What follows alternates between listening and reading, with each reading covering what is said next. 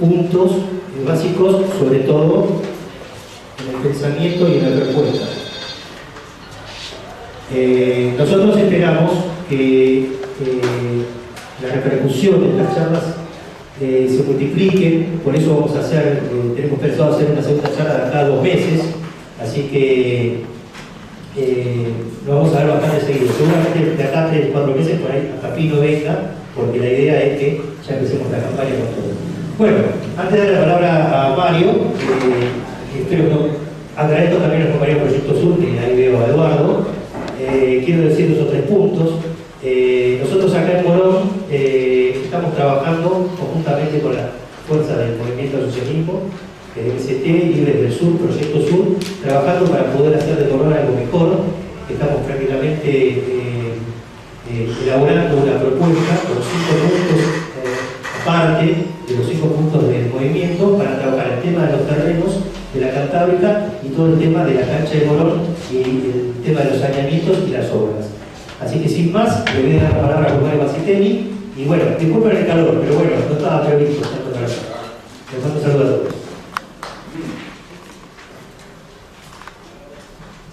A ver, los que están acá, ¿todos me escuchan?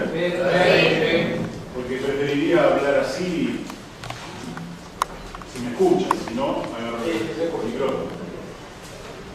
Bueno, en primer lugar, muchas gracias a todos los que hoy se acercaron aquí para esta charla, simplemente una charla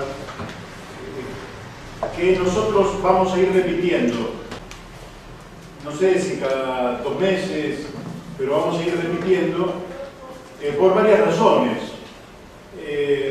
Una, porque es bueno por sí, digamos por sí, que tengamos esta comunicación. Y en segundo lugar, yo diría que este año, 2011, yo estoy cumpliendo 40 años de militancia ininterrumpida. Pero casi toda esa parte de mi militancia, casi el 90 y pico %, la hice como un trabajador y militante, es decir, sostuve toda mi actividad a través del trabajo privado. Desde hace algo más de un año soy funcionario público, soy secretario parlamentario del bloque de diputados de Proyecto Sur. De manera que entonces se agrega una buena causa, que es la de ser funcionario público, y en ese sentido tengo que rendir cuenta de qué es lo que estamos haciendo, por lo que estamos luchando, en lo que estamos trabajando, y me parece que eso es parte de lo que compone el sustento de esta charla. El interés de ustedes por acercarse y el deber mío de rendir cuentas, sobre todo desde el punto de vista político. Así que me voy a ir introduciendo en nuestra charla de hoy, planteando en primer lugar, yo diría que hay una frase que dice que una de las mayores cualidades de los seres humanos es el valor de la insatisfacción. Es decir, tiene que ver con el inconformismo, podríamos decirlo, ¿no? Eso es lo que mueve a todos nosotros, nos mueve a estar insatisfechos con la realidad y a buscar cambiar la realidad. Si estuviéramos totalmente de acuerdo, no buscaríamos cambiarla. Básicamente, buscaríamos conservarla. En las sociedades siempre se da la lucha entre fuerzas que quieren el cambio y fuerzas conservadoras. Eso es una constante a lo largo de la historia. No vamos a inventar nada nuevo. Razonablemente, como decía un expresidente, por lo menos yo lo escuché, decir todo en su medida y armoniosamente, ni la insatisfacción tiene que ser un extremo, ni el conformismo el otro extremo. Uno nos llevaría al quietismo total y el otro a una revolución permanente que las condiciones históricas parece que no son las que indican que eso pudiera llegar a ocurrir. La situación en concreto es que hoy en la Argentina hay un gobierno post-crisis 2001 que rectificó algunos de los rumbos de la era neoliberal, ratificó algunos otros de los rumbos de la era neoliberal. Es decir, es un gobierno con luces y sombras. Algunos sostienen que hay que hacer hincapié en sus luces y ver cómo se profundiza el modelo. Y algunos creemos que el relato ese es un relato falso. Pero razonablemente que esto es lo que voy a ir desarrollando ahora con la misma conversación, con la misma charla. ¿Por qué creemos que es un relato falso? Porque Argentina básicamente es un país que ha sido, desde mediados de la década del 70, neocolonizado. Es decir, no somos una colonia en el sentido estricto y antiguo de la palabra, pero somos una neocolonia que se adaptó no fundamentalmente a un proyecto de nación, sino a los intereses de las grandes multinacionales y de los países centrales en el mundo. ¿Y eso qué quiere decir? Básicamente quiere decir que los recursos de los que dispone este enorme país, en lugar de estar al servicio de su pueblo, se ponen al servicio básicamente de la estrategia de las grandes corporaciones multinacionales. Y razonablemente ahí se produce el centro de lo que nosotros decimos la lucha en la Argentina. ¿Cuál es? La lucha por ser un país soberano, independiente, o mantener su estatus neocolonial.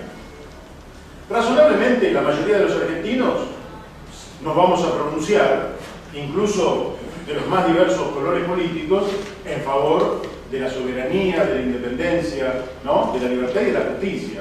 Esto es en términos generales. Luego habrá que ver si en términos particulares, concretos, esto es así o no lo es. Por ejemplo, para ser claro de movida, porque acá el amigo me acaba de dar un periódico con una nota que yo hice hace unos pocos días con motivo del avión que llegó con cargamento para el GEOF, es decir, el grupo Halcón, por decirlo así, de la Policía Federal Argentina. Ahí se da una serie de paradojas y el tema viene bien a modo de ejemplo. ¿Por qué la Argentina hace convenios de seguridad con los Estados Unidos? Cuando nuestras hipótesis sobre el tema de la seguridad no tienen nada que ver con las hipótesis del imperialismo. Son dos hipótesis totalmente distintas. El imperialismo plantea su lógica en otros términos, en términos de terrorismo. ¿Por qué? Porque el término terrorismo y el combate internacional al terrorismo le da la cobertura ideológica para intervenir solapadamente en distintas partes del mundo en función de sus propios intereses. Ahora tiene dificultades para explicar su intervención en Libia, pero está desesperado por encontrarle alguna. La lucha contra el narcotráfico, que es otra de las hipótesis de ellos, es una lucha que también le sirve como fundamento para meter bases militares en distintos países del mundo y razonablemente intervenir en esos países.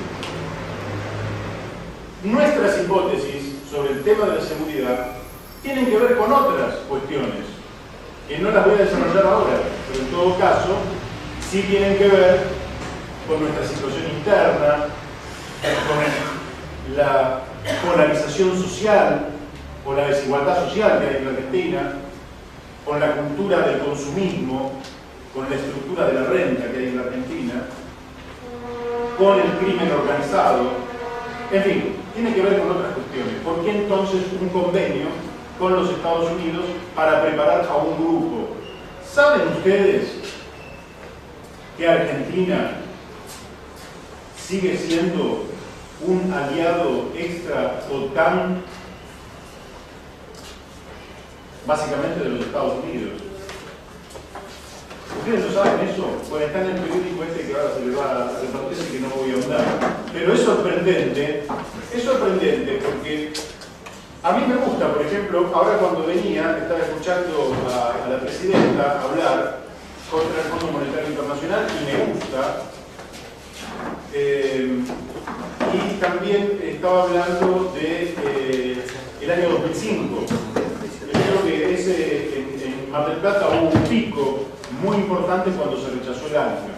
Quiero decirles que yo estuve en Mar del Plata para aquella oportunidad y razonablemente me pareció un hecho muy importante para respaldar. Ahora, ¿no es contradictorio, por un lado, realzar estos hechos, que nosotros los rechazamos al igual que cualquier buen argentino, con seguir siendo miembro extra OTAN? Es sorprendente, parece paradójico, pero vamos a ver si desentrañamos este misterio con el andar de la charla.